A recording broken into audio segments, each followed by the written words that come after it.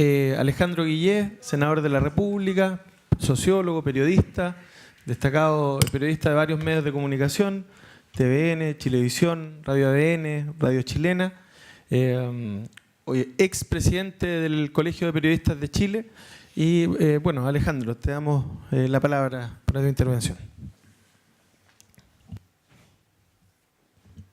Ahí, gracias. Bueno, felicitaciones al Colegio de Periodistas, se fue el dirigente, pero agradecerle porque la verdad que es muy potente ver cómo el colegio ha sido capaz de reinventarse de nuevo bajo el liderazgo de Javiera, que lo está haciendo estupendo con toda su mesa directiva, además renovada casi todo. Hay algunos viejos todavía que quedan, pero son menos. Bueno, yo creo, para dar una visión complementaria y no repetirnos, porque vamos a coincidir casi siempre los periodistas en estos diagnósticos, que en Chile está pasando algo fantástico, que es un cambio de época, lo primero. Y en ese cambio de época, ¿qué es lo que se cuestiona y qué es lo nuevo? Primero, en el año 90 nosotros asistimos en Chile a lo que se llamó el inicio de la transición a la democracia.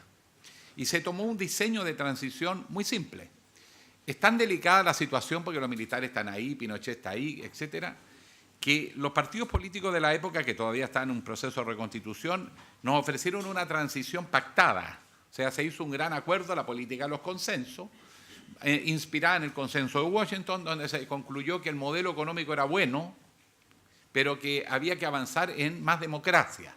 Y se comenzó una lenta transición, pero administrando un modelo económico que era distinto a la cultura tradicional de los partidos que integraban en esa época la concertación. No olvidemos que Frei Montalva fue un gran reformista, Allende fue un revolucionario, y por consiguiente esos partidos terminaban como asumiendo que no había alternativa frente a ese modelo neoliberal, pero que había que avanzar en más democracia e introducirle algunos ajustes más distributivos a ese modelo económico. Pero además se le pidió a la ciudadanía responsabilidad. Váyanse a la casa, chiquillos, porque esto es tan delicado que nosotros vamos a hacer la transición, usted no corra riesgo. Y como había miedo en la sociedad chilena, se aceptó en lo esencial ese pacto tácito, con una excepción que fueron las organizaciones de derechos humanos que siguieron dando la pelea y que son las que han obtenido lejos los mayores logros, aún con sus limitaciones en materia de justicia y verdad. Pero ese proceso llevó también a los partidos políticos a transformarse en administradores de cuotas de poder y fueron perdiendo la utopía, que es lo que mueve, que es lo que le da mística a los partidos, que es la visión de un posible futuro mejor que el presente, y se transforman en administradores. Entonces ya no existen los mismos partidos políticos, la formación de los cuadros políticos, sino que se ingresaba al partido para acceder a una pega pública o su inserción en el sistema político. En ese diseño, con la crisis asiática, se produce el primer quiebre, la primera tensión. El modelo no es tan bueno como dicen. La cantidad de pymes que fueron destruidas por la crisis asiática y que nunca se recuperaron es pavorosa, y Chile entró a apostar a las grandes empresas, a los grandes grupos económicos, y todo ese apoyo a la pequeña y mediana empresa se transformó en retórica, pero no en cambio. Y por otro lado, obviamente los periodistas empezaron a rebelarse, porque la verdad es que uno ya lo sintió, mucho lo sentimos, y me reconozco esa autocrítica, casi con el deber de la responsabilidad de la verdad en la medida de lo posible y lo prudente.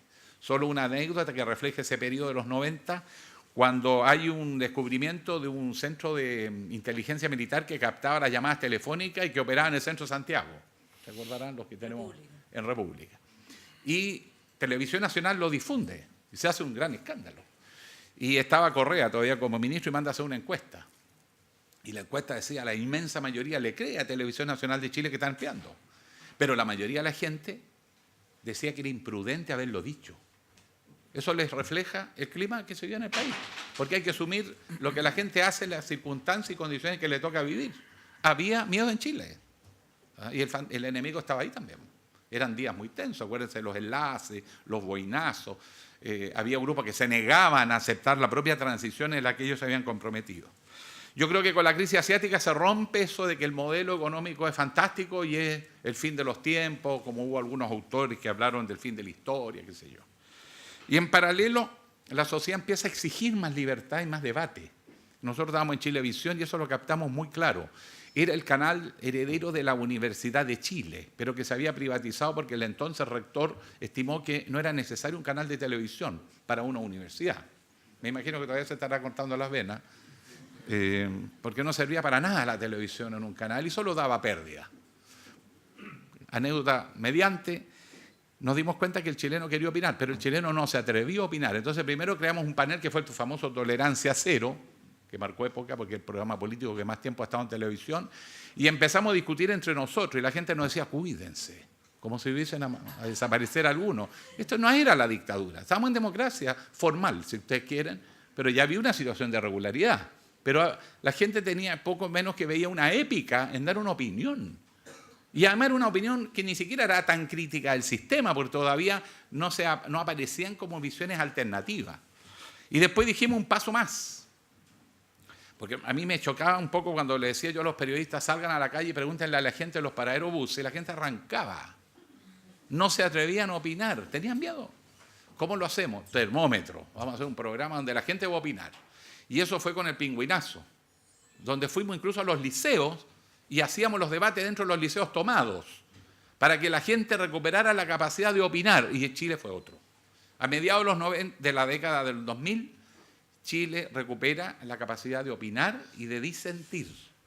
Y al mismo tiempo ya están proliferando cantidad enorme de movimientos sociales, algunos más antiguos que vienen en los 90, con un protagonista, los jóvenes, de una emergente clase media, surgida de los beneficios del modelo, pero que es extremadamente vulnerable y que está descontenta y quiere más seguridades.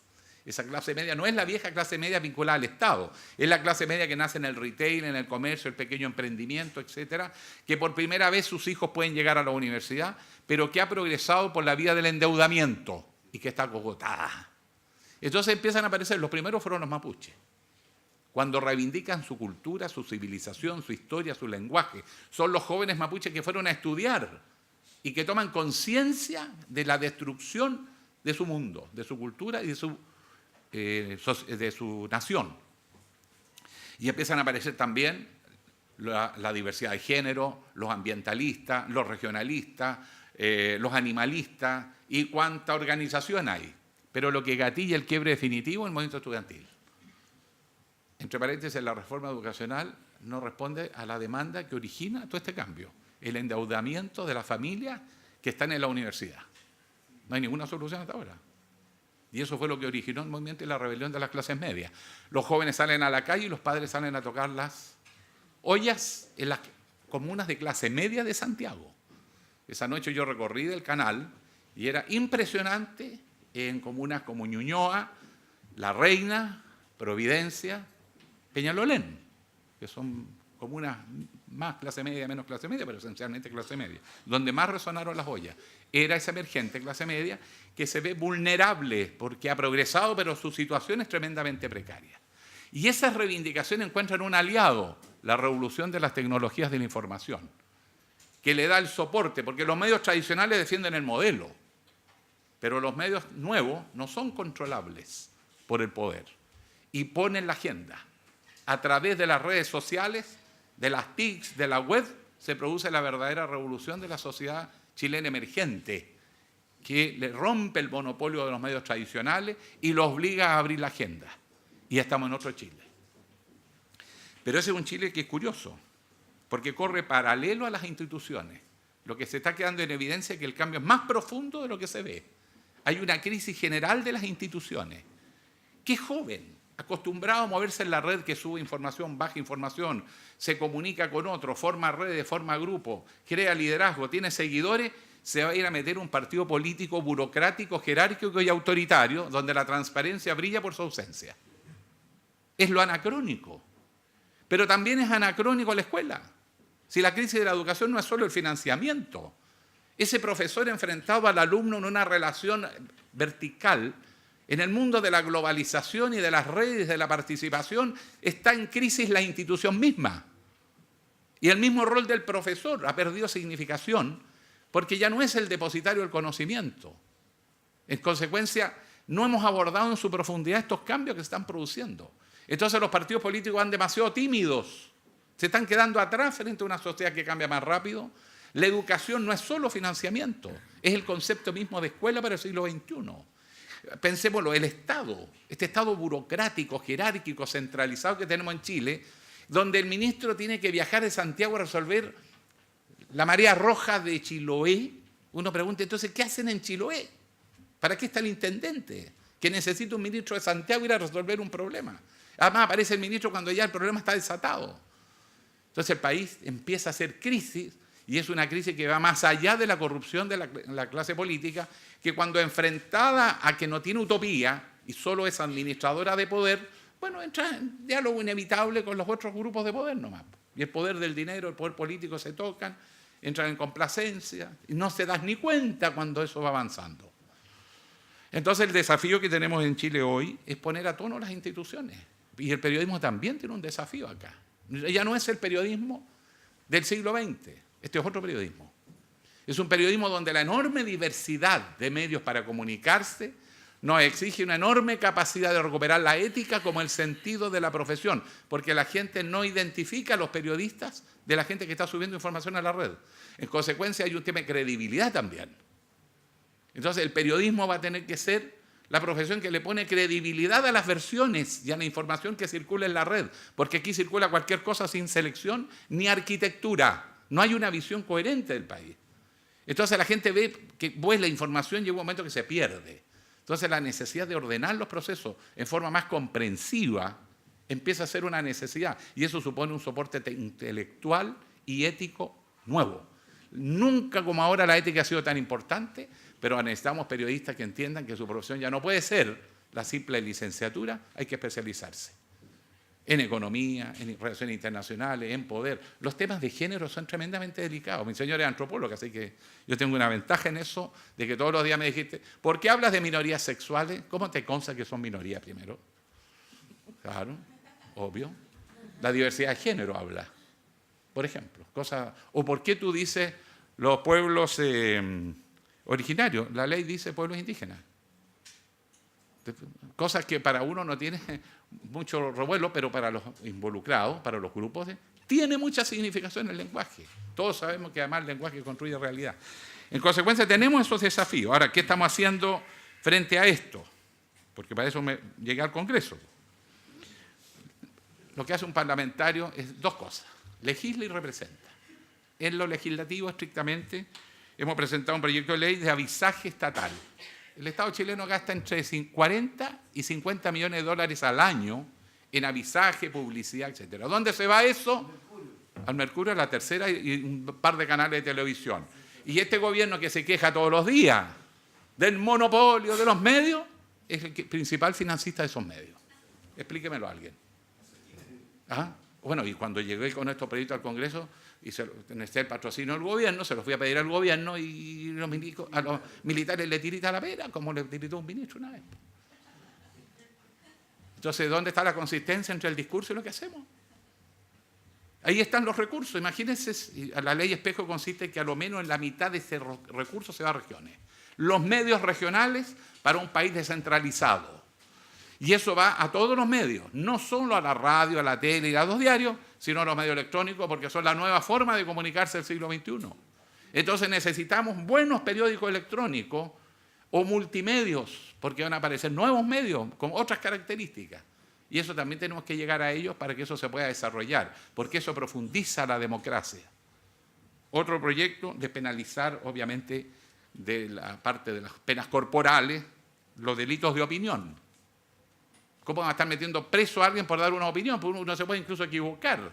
Entonces se transforma en penas pecuniarias, razonables que se puedan pagar para no derivar de todas maneras de la cárcel porque no se puede pagar, pero sobre todo la sanción ética. Si lo que le duele más a un periodista no es que lo metan preso, si todos aquí estuvimos presos, porque era parte del paisaje. Si a ti no te metieron preso un par de veces, era para que dudaran de ti. No escribiste nada. ¿Ah? No dijiste. Por supuesto, a mí me estaban interrogando y me dicen, ¿por qué escribió usted esto? No sé, yo no lo escribí eso. No, es un artículo de opinión. Entonces, ¿y usted qué escribió? No, yo tengo este otro artículo. Ya, ¿por qué escribió eso? Para adentro. Si esa cuestión no era necesario ser heroico, era casi ley de probabilidades, necesitaba meter preso a 3 o 4 periodistas para bajar un poquito el fervor de los medios y de repente a uno le tocaba la tómbola. Distintos otros periodistas que se la jugaron mucho más. Bueno, tenemos otros temas. La ley de colegios profesionales, fortalecer los colegios profesionales y la institución de la ética. Todos estos proyectos los estamos trabajando con el colegio. El de avisaje lo trabajamos juntos. Estamos viendo el de colegios profesionales y el de despenalizar con penas corporales los delitos de opinión, como parte de generar las condiciones para que fluya este Chile nuevo en red, con medios electrónicos, con una nueva forma de comunicarse y además entrar a debatir, porque esa es la otra parte de un parlamentario, representar. Y representar hoy día no es lo mismo que en el siglo XX o siglo XIX, porque el Estado-Nación es hijo del siglo XIX y XX. Hoy día es el siglo XXI. Si el siglo XX fue el siglo de los políticos, este va a ser el siglo de los ciudadanos. Quien no lo entienda pierde el tiempo, porque ya nadie puede pretender ser el Manuel Montt del siglo XXI. ¿No es cierto? Esto no es tema de la gobernabilidad desde el Estado o de los partidos, sino que ellos son los articuladores de acuerdos, pero los consensos se construyen con la sociedad civil. Que no nos pase lo de los 90. Y eso significa que tenemos que dialogar con la sociedad civil y aprender a construir consenso para los próximos 25 o 30 años. 2 minutos. Y por lo mismo, el desafío nuestro es repartir y recorrer el país con algunos discursos clave, descentralizar el poder. Tenemos que llevar más poder a las regiones para que sean su propio buen gobierno, cores empoderados, concejales empoderados, para que además fiscalicen a alcaldes e intendentes electos. Estamos discutiendo en este minuto, porque la nueva mayoría y la alianza están discutiendo cómo se reparten las intendencias. Entonces, aquí la cuota, si el mecanismo es mayoría simple o si es mayoría absoluta, determina las probabilidades de una coalición y otra. Entonces, no están discutiendo la descentralización, sino cómo se reparte el chancho. Bueno, uno tiene que jugar ahí un puente. Lo importante de la descentralización tiene que decirlo alguien. No somos más de 3 o 4, pero ahí estamos. Entonces, el tema de la gobernabilidad y la gobernanza a partir de la construcción de consenso. Y uno que es comunicador, ¿qué hace? Empecé a recorrer el país, todos creyeron que andaba con otras intenciones y la verdad es que era revivir a la sociedad civil para que se sienta escuchada. Si hoy día la gobernabilidad consiste en el diálogo con la ciudadanía. Es impresionante, prende con agua, descentralizar el poder, volver a una economía sustentable, vamos por las energías renovables no convencionales. Es perfectamente posible y necesario. Tenemos la posibilidad de ser los campeones mundiales de energía solar. Lo digo yo en el desierto de Antofagasta. Atacama, el desierto de Atacama es mucho más que Antofagasta.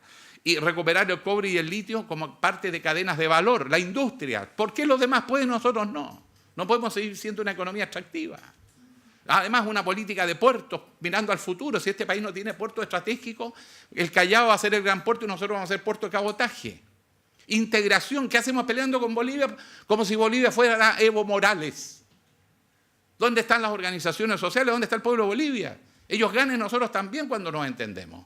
Y cuando uno es nortino, sabe además que hay familias en los dos lados de la frontera.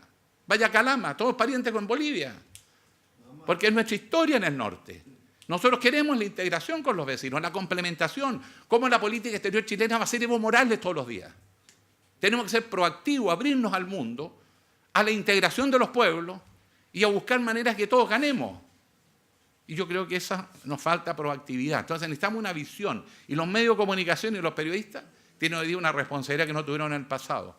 Como la clase política está paralizada, como nunca pueden jugar un rol, ayudando a armar visiones más propositivas, porque estamos sin propuestas. Está bien la crítica, pero necesitamos anuncios. El país se está desesperando y necesita liderazgo. Démoslo desde las comunicaciones. Que los periodistas sean los referentes. Critiquemos lo que está malo, pero anunciemos el nuevo Chile posible. Y eso nos va a dar un tono más positivo, más alentador y de mayor liderazgo. La sociedad chilena necesita orientaciones estratégicas y construcción de consenso. Y los periodistas están mejor posicionados hoy día que los políticos o que cualquier otro grupo de la sociedad. Porque ni la Iglesia está en condición hoy día de liderar ninguna cosa y ninguna otra institución. Por lo tanto, esto se va a dirimir en gran medida en los medios de comunicación, y aquí está el rol de los medios de comunicación, más importantes que nunca, y hay que estar, sí, a la altura de la historia. La ética y la capacidad intelectual comprensiva de lo que está ocurriendo para explicárselo a los ciudadanos. Muchas gracias.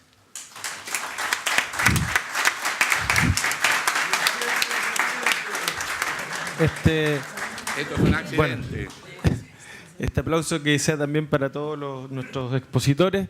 A ver, por un tema de tiempo también, partimos con un poquito de retraso. En este momento debiéramos estar terminando el panel para salir a un café, pero tenemos que hacer una ronda de preguntas. Entonces, ya hemos recibido las preguntas que tenemos y vamos a generar la siguiente modalidad de las preguntas. Va a ser porque hay preguntas para todos, pero Rodrigo Vega, les pido también, no voy a hacer cada una de las preguntas, sino que hacemos un compilado de lo que tenemos.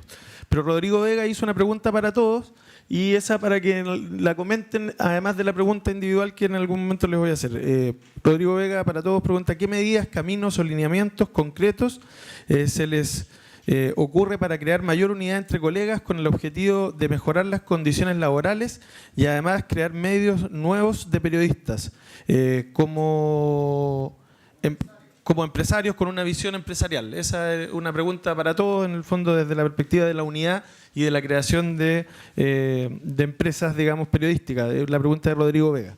¿Ya? Y quiero conectar esa, por ejemplo, con una pregunta que te hacen. No lo coloco aquí el nombre, pero para Alejandra Matus, me alegra que hayas recordado la rebelión de los mayordomos, porque no todos los casos de la corrupción han sido producto de la investigación periodística y creo que procede decirlo. ¿Qué efectos ha tenido luego de la investigación sobre ella en lo personal? ¿Qué efectos ha tenido para ti la investigación del libro? Me imagino que hace referencia al libro, ¿no? Ella en lo personal. Alejandra Matus. ¿Me parto yo? Sí. Sobre qué hacer, yo creo que la sociedad chilena en general siempre tendremos a pedirle a alguien, sobre todo los que se sientan en la testera, a preguntarle qué hacer. No sabemos qué hacer. Yo por lo menos no sé qué hacer, no tengo las respuestas. Lo que sí tengo es que me parece que la inteligencia individual nunca es tan rica ni tan sabia como la inteligencia colectiva.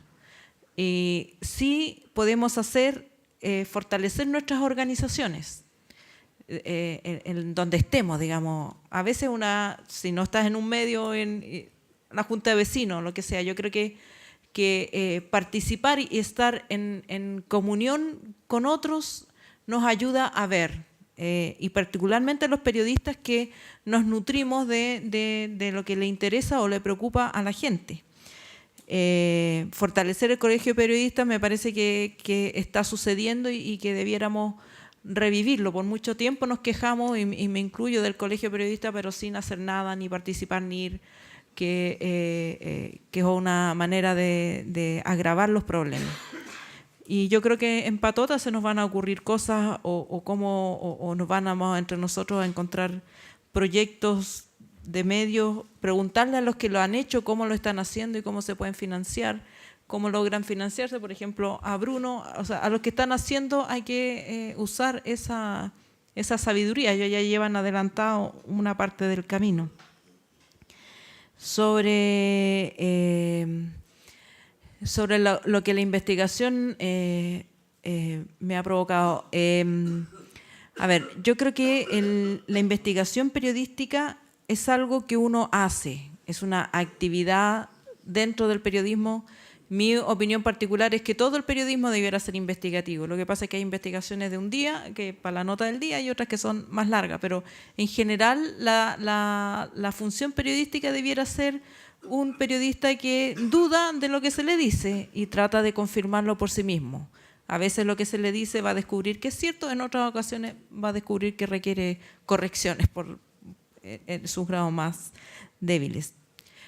Entonces, en ese sentido, mi vida o mi persona es mucho más allá que lo que hago. La investigación periodística del Libro Negro me causó una enorme alteración en mi vida. Viví como asilada política en Estados Unidos por 2 años y medio, en que toda mi tensión, mi energía, mi esfuerzo estaban puestos en tratar de ayudar a que se derogara esa norma que prohibía el libro y tantas otras cosas, y que el libro volviera a circular. Y por supuesto que esa tomada, digamos, interfirió en mi vida porque no pude hacer otras cosas. Era como que no me podía mover y estaba con el disco rayado sobre la prohibición. Sin embargo, todos los días trato de entender que esto es algo que yo hago y que pueden y deben hacer muchas más personas. tomarse la pega como que es de unos solos, y a veces veo que le ponemos esa pega, por ejemplo, a CIPER, ¿no? Qué bueno que exista CIPER, así todos los demás nos dedicamos a la farándula, no sé. Yo creo que todos tenemos que tomar un poquito de esa responsabilidad, porque cuando la toma una sola persona o unas pocas personas, se hace muy pesado. Y la gente que cree o se la cree que todo depende de ella también se raya, también es malo para la salud. Entonces, yo los invito a todos, digamos, alguna vez, no, a lo mejor no todos los días, pero alguna vez hacer una investigación periodística de algo que les interese decir, y yo creo que va a ser un beneficio para la sociedad chilena. Muchas gracias, Alejandra Matus. Bueno, hay varias preguntas, insisto, estamos contra el tiempo también, son 3 minutos para que puedan responder, les pido a nuestros panelistas también para que respetemos eso. Y bueno, la misma pregunta, ahora vamos a hacer una pregunta a Javier Rebolledo, te preguntaron Cecilia Burgos, Pedro Ruiz, Marcel Gaete, Óscar Rosales. Una de ellas es Pedro Ruiz, en relación a tu conferencia, hay preguntas si puedes dar el nombre del editor de La Nación que te expulsó. Y en general las otras 2 preguntas, las otras 3 preguntas, Javier, son relativas a este tema. ¿Sufriste algún tipo de amenaza o intimidación mientras realizabas tus investigaciones? Si puedes contar algo respecto de estos libros, esta saga que dijimos, ¿cierto? De tus últimos libros. Sí. ¿Consideras también que son atentados a la profesión el que cualquiera se arrogue la profesión de periodista? ¿Cuáles son tus miradas sobre estos temas? Javier, hartas preguntas, pero... Lo del director, prefiero no decirlo, la verdad. Prefiero no. Quizá algún día lo... Pero igual es fácil, sí. Es fácil. Respecto de la presiones o persecuciones, bueno, cuando estábamos ya ahora, hace poco, estaba escribiendo el último libro, y se robaron un computador de mi casa, y después se robaron Seibo cuando estábamos dando una entrevista a propósito de Cristian Lavé y ese tipo de cuestiones, pero la verdad es que no le presto mucha atención, justamente para no ¿cómo se llama?, hacer el juego con la cabeza. La idea no es pasarlo mal en la pega. Cuando más chico, La Nación, sí sucedió una situación que me tuvo, porque era más chico también, que me tuvo un poco aproblemado, y fue que después de publicar un reportaje que se llamaba La Granja VIP, y era sobre cómo vivían los militares dentro del batallón de policía militar, las condiciones extraordinarias en las que vivían con mayordomo, se levantaban hasta la 1 de la tarde, desayuno a la pieza, almuerzo como 5 posibilidades, sala de cine subterráneo, casino, cancha de fútbol, de tenis, etc. Y para todo eso yo tuve que meterme dentro del batallón de policía militar, que es un pedazo, digamos, de la cárcel entre comillas porque está abierto adentro, pero el batallón de policía militar, ahí está también el comando de telecomunicaciones. Entonces ahí funciona una serie de cuestiones y de secretos militares, y yo entré a ese lugar. Evidentemente no puedo contar cómo entré, pero tengo la impresión de que los militares quedaron con la bala pasada respecto de cómo había podido entrar a ese lugar, porque contaba desde adentro la descripción de los lugares. Entonces ahí, durante la semana siguiente del reportaje, empezó a aparecérseme un tipo que se me aparecía en todos lados. Yo empecé a pensar que me estaba volviendo loco. Porque claro, iba un día con mi polola en el metro y le iba a decir: oye, ¿sabéis que te tengo que contar algo que me pasó? Me está apareciendo un gallo, me junto acá con un tipo con una fuente, y aparece este tipo y está parado ahí. Después voy caminando y cuando le estoy contando esto, aparece el tipo. Y ahí está. Entonces fue tanto que, bueno, yo me empecé a preocupar, y lo hablé con el director. Primero lo hablé con el jefe nacional de la Jefatura Nacional contra el Crimen Organizado, que era en ese tiempo Rafael Castillo, de la Policía de Investigaciones. Entonces él me dijo: a ver, Javierito, cuénteme cómo es la situación. Y yo le dije así: no, pues me dijo, mire, si usted lo ve, no lo están siguiendo. Yo pensaba que me estaban siguiendo, pues no cachaba nada. Me dijo, eso es una intimidación. Me dijo, si ellos quisieran, usted ni se enteraría de que lo están siguiendo. Así que la próxima vez que los vea, salúdalo, sácate una foto con él, no sé, inventa algo y capaz que así se desaparezcan. Así que la próxima vez estaba en Las Lanzas y fui a contarle a mi editor que me había sucedido esta situación. Y dije, pucha, no quiero que pienses que me estoy volviendo loco, pero sucede esta situación. Y no aparece el gallo, de nuevo, sentado en la mesa del lado, con una mujer con un canguro, una zapatilla, así como disfrazado y pelado acá. Entonces me dice el editor, anda donde él inventa algún pretexto y háblale, po. Entonces voy, me paro, todo nervioso, y le pido fuego. Y él estaba con una mujer conversando. Y el gallo no me responde nada. Y la mujer se empieza a poner nerviosa y yo le pido fuego por segunda vez y el tipo sigue conversando con la mujer. Y finalmente ella me pasa el encendedor. Yo, en ese tiempo se podía fumar dentro de las lanzas, por lo menos. Y le devuelvo el encendedor y esa vez fue la última vez que vi a este tipo. Eso podría decir que es algo que me sucedió, digamos, dentro del trabajo periodístico. Más allá no, nada, eso. Y lo demás no sé la otra pregunta.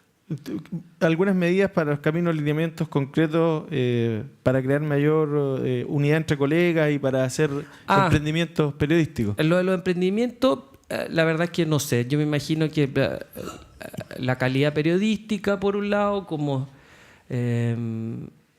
tirar buenas noticias, que el medio en el cual uno participe, si bien sea un medio político, probablemente como todos los medios de comunicación tienen su política, pero que la verdad no esté supeditada a la política. La verdad y la política son cuestiones que a veces se toman, pero que normalmente también corren por caminos paralelos y el periodismo debiera ser así.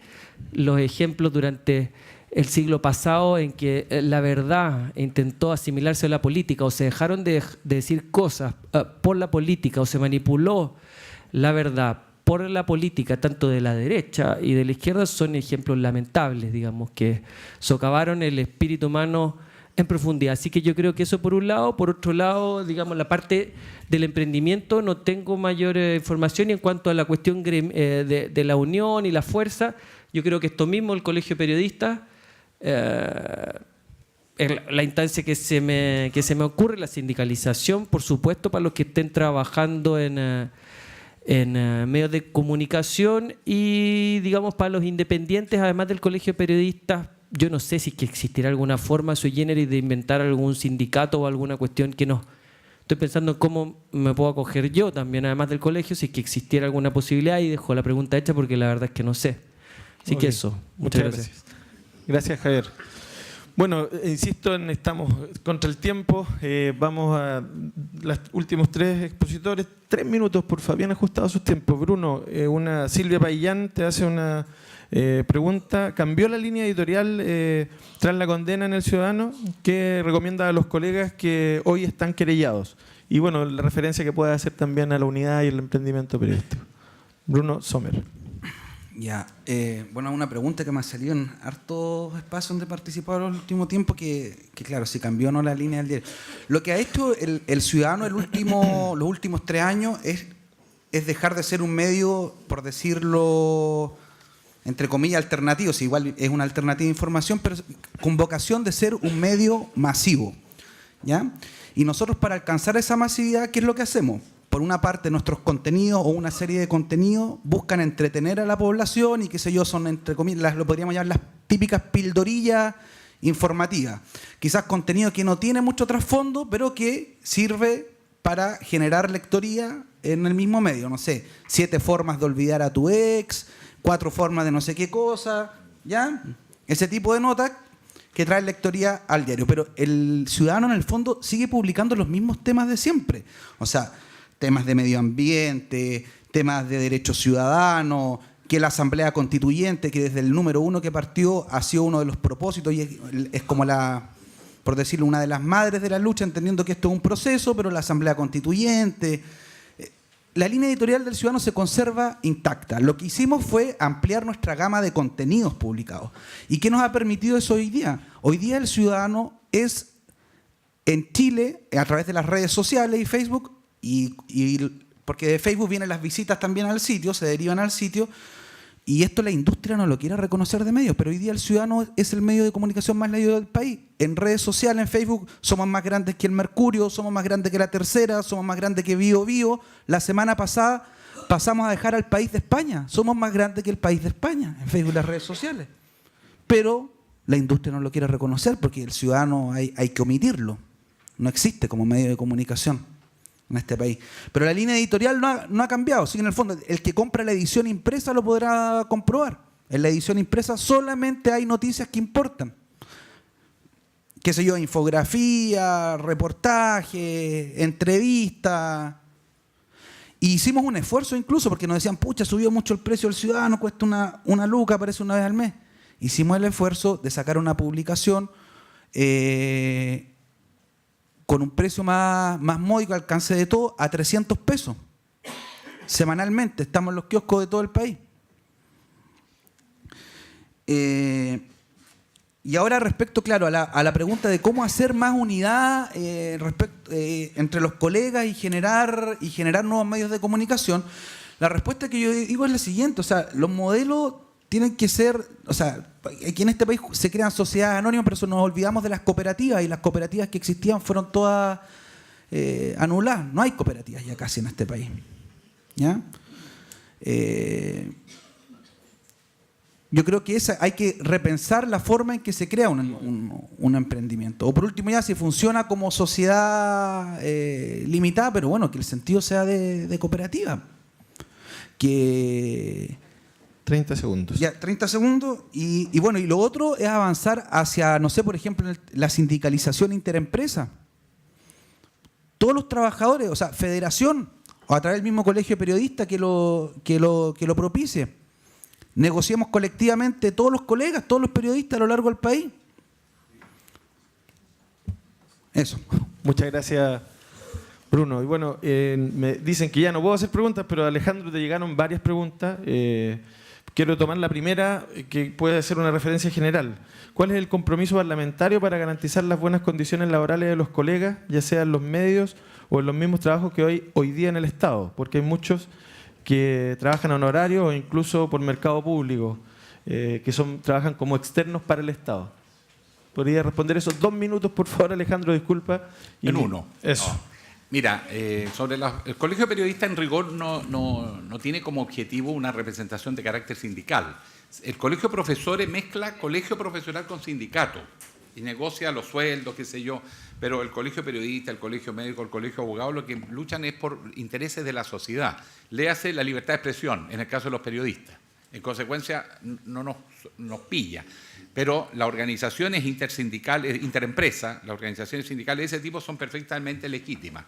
En el caso del colegio, fortalecerlo en lo que es la representación de la dignidad y de las condiciones de ejercicio del periodismo. Entonces, lo económico va por los sindicatos, el colegio por las condiciones de ejercicio de la profesión, por una legislación que suprima todas las barreras, los obstáculos, promover el desarrollo profesional. Nosotros tenemos que dar un salto cualitativo hoy día en términos de formación de los periodistas. Olvídense que con una licenciatura de 4 o 5 años vamos a tener la capacidad intelectual de enfrentarnos a los gigantes que están tapándonos la información. Tenemos que ser mejor que ellos y por lo tanto avanzar así decidido a la especialización de los periodistas. Y no olvidar que siempre la libertad de expresión es mirada con recelo.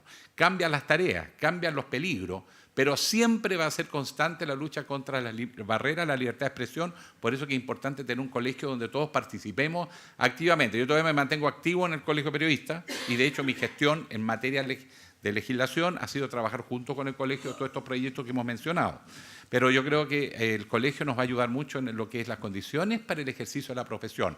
Lo socioeconómico hay que organizarse en los sindicatos. Y de hecho, hay muchas empresas que tienen sindicatos. Yo fui organizado como sindicato en la revista Hoy y don Emilio Filippi casi se infartó cuando le comunicamos. Pero porque a veces la gente nuestra quiere sindicato y libertad para allá, pero cuando lo tocan a uno, claro, fiscalicen al Mercurio, pero no nosotros. Bueno, antes de finalizar le queremos dar la palabra también, y esta es la última palabra, a la Amada Ponce. Amada, tú como nuestra invitada internacional, has escuchado en alguna medida la realidad de Chile, probablemente no abordamos la dramática situación de Honduras más en detalle, pero si nos puedes dejar un mensaje de saber también cómo Honduras se está organizando hoy día para enfrentar esta dramática situación que viven los periodistas y el mundo de las comunicaciones. Tus 3 minutos, Amada. Muchas gracias, disculpa. Gracias. Bueno, sin duda que aunque matan periodistas en Honduras, el periodismo no muere. El periodismo es cobrado desde la responsabilidad ciudadana y desde la responsabilidad de los periodistas, porque a pesar del miedo, estamos haciendo un periodismo importante. Una de las propuestas que ha realizado CELIBRE es definitivamente el tema de la organización.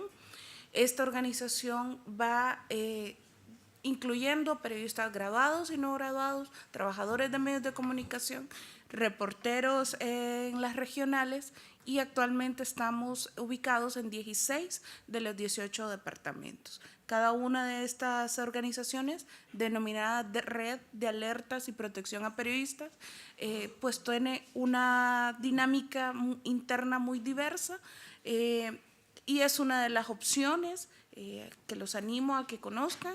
Pueden ver la página web de CELIBRE, cómo funcionan y cómo está desarrollando pues su trabajo.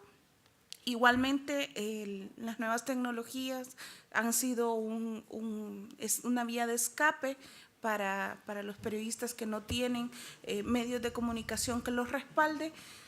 Del 2009 a la fecha han proliferado cantidad de periódicos digitales. Creo que actualmente hay cerca de 46 periódicos digitales. Esa es una cifra impresionante si comparamos que solamente hay en la actualidad 3 periódicos escritos. Y pues me parece que esa es una vía muy importante de algunas acciones que hemos realizado en Honduras, pero que el periodismo pues no muere con la muerte de un comunicador, sino que cobra fuerza por la responsabilidad que tenemos. Muchas gracias, Amada Ponce de Honduras. Saludamos a la Alejandra Matus, al Bruno Sommer, al Javier Rebolledo, a Alejandro Guillé. Les agradecemos la participación.